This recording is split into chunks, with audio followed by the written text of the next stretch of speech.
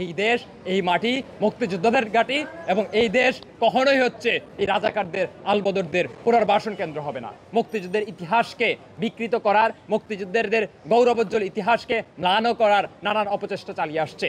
এবং আমরা মনে করি তারা যে ইতিহাস জানে না তা না, বরং তারা সচেতনভাবে এই কর্মকাণ্ড পরিচালিত করছে।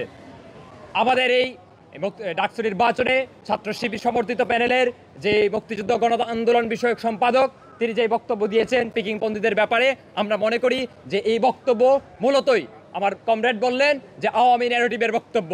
আপনারা এই ঢাকা বিশ্ববিদ্যালয়ে এখনো ঘোরাফেরা করেন, এই ঢাকা বিশ্ববিদ্যালয়ের আমাদের মেডিকেল সেন্টার এখানে সামনে দাঁড়িয়ে আছে, শহীদ ডাক্তার মুর্তজা মেডিকেল সেন্টার। শহীদ ডাক্তার মুর্তজা কে? জামাত ইসলামের কেউ না, আওয়ামী লীগের কেউ না। আমি এখানে চ্যালেঞ্জ দিয়ে বলতে পারি, এই ব্যক্তি, ইনি আমাদের মুক্তিযুদ্ধের অন্যতম মহান ব্যক্তি, যিনি ছিলেন এই বাংলাদেশের কমিউনিস্ট আন্দোলনের একজন সমর্থক এবং একজন নেতা ছিলেন। তিনি পূর্ব পাকিস্তান কমিউনিস্ট পার্টি ML এর সভ্য ছিলেন। এটা পিকিংপন্থী একটি পার্টি। আমাদের সামনে পার্শ্ববর্তী ঢাকা মেডিকেলের সামনেই শহীদ ডাক্তার ফজলে রাব্বি হল রয়েছে। শহীদ ডাক্তার ফজলে রাব্বি রাজনৈতিকভাবে পিকিংপন্থী রাজনৈতিক ধারার সমর্থক ছিলেন। এই ইতিহাস কিন্তু সবাই জানে, কিন্তু এই ইতিহাসগুলোকে বিকৃত করা হচ্ছে।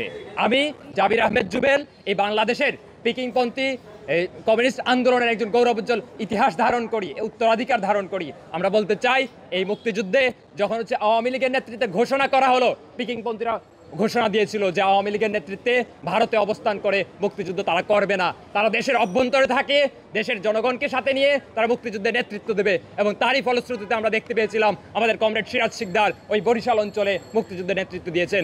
আমাদের কমরেড হায়দার আকবর খান রণদের নেতৃত্বে ওই নরসিংদীতে পূর্ব পাকিস্তান বিপ্লবীদের সমন্বয় কমিটির নেতৃত্বে নরসিংদী অঞ্চলে যুদ্ধ চলে। আমাদের এই পূর্ব পাকিস্তান কমিউনিস্ট পার্টি ML এবং পূর্ব বাংলা কমিউনিস্ট পার্টি ML এর নেতৃত্বে ওই যশোর, ঝিনাইদহ, কুষ্টিয়া, চুয়াডাঙ্গা অঞ্চলে মুক্তিযুদ্ধের নেতৃত্ব দেয় এই পিকিংপন্থীরা। আমরা দেখেছিলাম যে এই ঢাকা শহরে যে ক্র্যাক প্লাটুন বিভিন্ন গেরিলা অভিযান পরিচালনা করেছিল, তার একটা বড় অংশই ছিল পিকিংপন্থী ছাত্ররা। আমরা বলতে চাই যে ইতিহাসকে তারা ম্লান করতে চায়, মুছে ফেলতে চায়। তাদের ইতিহাস এই দেশের জনগণ কখনোই গ্রহণ করে না, বরং বারবার প্রমাণ করে এই দেশ, এই মাটি মুক্তিযোদ্ধাদের ঘাঁটি, এবং এই দেশ কখনোই হচ্ছে এই রাজাকারদের, আলবদরদের পুনর্বাসন কেন্দ্র হবে না।